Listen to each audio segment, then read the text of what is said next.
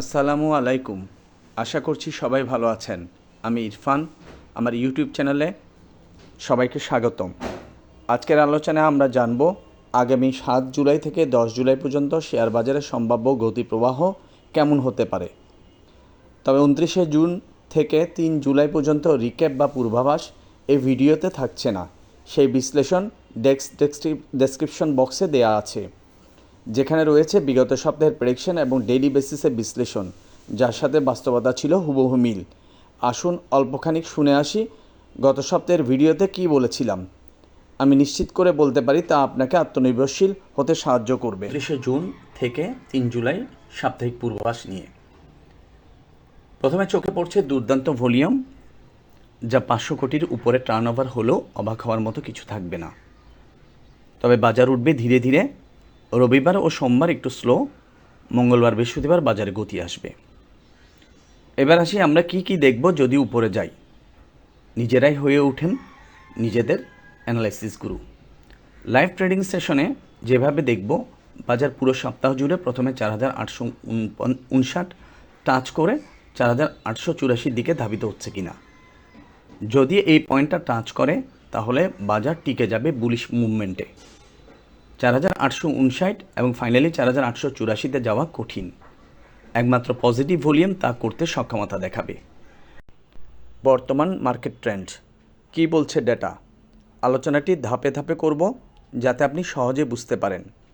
প্রথমে বলে রাখি, মার্কেটের লং টার্ম ট্রেন্ড এখনও ডাউন। 25শে ফেব্রুয়ারি 2025 ইন্ডেক্স সর্বোচ্চ ছিল 5285 পয়েন্টে। সেখান থেকে আমরা পেয়েছি একটা লোয়ার লো 4588 পয়েন্টে। সে পয়েন্ট থেকে মার্কেট আপাতত একটা কাউন্টার মুভমেন্ট দেওয়ার চেষ্টা করছে।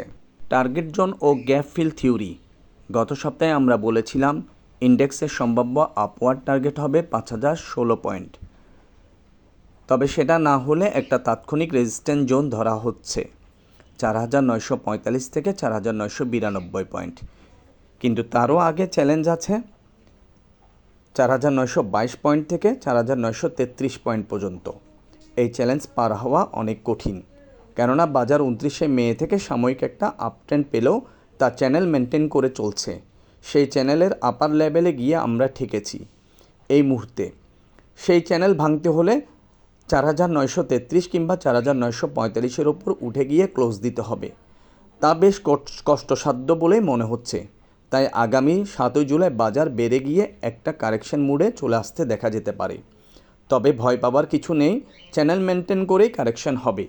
তাই চ্যানেল ভেঙে গেলে নতুন করে আপডেট দিব, কেননা আমি আগাম প্রেডিকশন প্রতিদিনের জন্য দিয়ে যাচ্ছি, যাতে করে আপনারা সঠিক সিদ্ধান্ত নিতে পারেন লাইভ ট্রেডিং সেশনে। যদি মার্কেট আমাদের নির্ধারিত টার্গেট হিট করে বা ব্যর্থ হয়, তাহলে এর পরবর্তী ধাপ হবে একটি কাউন্টার মুভমেন্ট।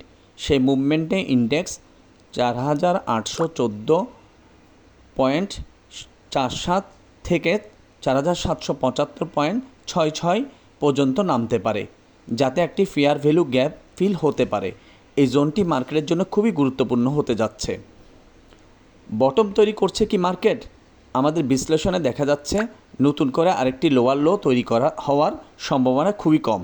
এটি একটি ভালো দিক, যা বোঝায় মার্কেট কনসোলিডেশনের দিকে যাচ্ছে। মূল বার্তা, প্রেডিকশন নয়, প্রস্তুতি গুরুত্বপূর্ণ। এই ভিডিওর উদ্দেশ্য বাজারের গন্তব্য বলার চেয়ে বেশি আপনার প্রস্তুতি গুরুত্ব তুলে ধরা। আপনি যদি ট্রেন্ড বুঝে মার্কেটে ঢুকতে না পারেন আর পড়ে গেলে সঠিক সময়ে বের হতে না পারেন, তাহলে শুধু মার্কেট কোথায় যাবে জেনে কোনো লাভ নেই। অনেকেই আছেন যারা নিউজ দেখে ট্রেড করেন, কিন্তু ট্রেডিংয়ে সফল হতে হলে আপনাকে জানতে হবে লজিক, টেকনিক্যাল অ্যানালাইসিস আর নিজের উপর বিশ্বাস। টেকনিক্যালি লজিক্যাল ট্রেডিংই হবে পথ। সেই 25শে ফেব্রুয়ারির পরের দিন থেকে মার্কেট পড়ে গেছে, তখন ট্রেড না করাই ছিল স্মার্টনেস। আর এখন যদি মার্কেটে একটু করে উঠতে চাই, তাহলে সেই সুযোগ লজিক্যাল ট্রেড দিয়ে নিতে হবে। ট্রেডের সময় মাথায় রাখতে হবে risk reward ratio, trading psychology আর অবশ্যই নিজের অ্যানালাইসিস। সবশেষে বলবো, মার্কেট কোথায় যাবে সেটা এক জিনিস, আর অন্য জিনিস হচ্ছে আপনি নিজে সেই ট্রেন্ড বুঝে কীভাবে খাওয়াতে পারছেন, সেটাই আপনাকে সফল বিনিয়োগকারী করে তুলবে। আশা করি আজকের আলোচনায় আপনি নতুন কিছু শিখেছেন। চ্যানেলটি সাবস্ক্রাইব করতে ভুলবেন না। কমেন্টে জানান পরবর্তীতে ভিডিওতে কোন সেক্টর বা স্টক নিয়ে বিশ্লেষণ চান, এবং মনে রাখবেন এই ভিডিও কোনো বিনিয়োগ পরামর্শ নয়, নিজের অ্যানালাইসিসের উপর আপনার সঠিক সিদ্ধান্ত।